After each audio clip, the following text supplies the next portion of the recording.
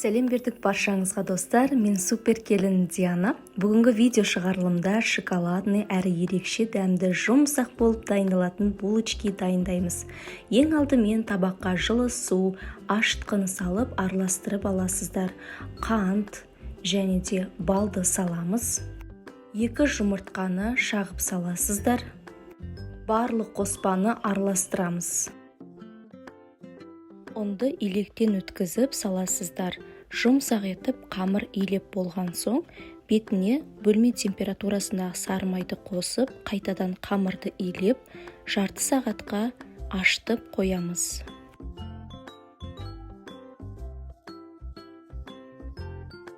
Дайын болған қамырды бөлшектерге бөліп аласыздар.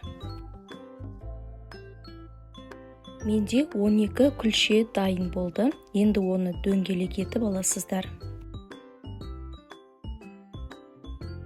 Булочкидің қамырын формаға келтіріп алдық. Енді 15 минутқа бетін жауып тындырып қоясыздар.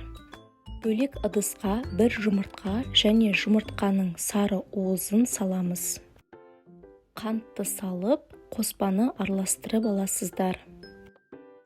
Бөлме температурасындағы еріген сары май және кофеге суды араластырып, қоспамызға құямыз. Енді барлығын жақсылап араластырып, ұнды салып, қайтадан барлық қоспаны жақсылап араластырып аласыздар. Дәл видеодағыдай қою масса шығуы қажет. Дайын болған крем қоспасын булочкидің үстіне жағып шығамыз.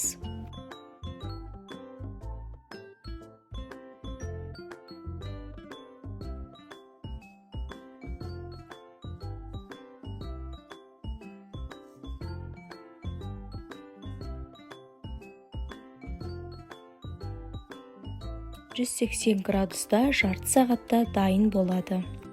Булочкиіміз дайын болды. Ыстықтай кезінде ішіне ерітілген шоколадты құясыздар. Сіздер де міндетті түрде дайындап көріңіздер. Дәмі өте керемет шығады. Сіздермен бірге болған супер келін Диана.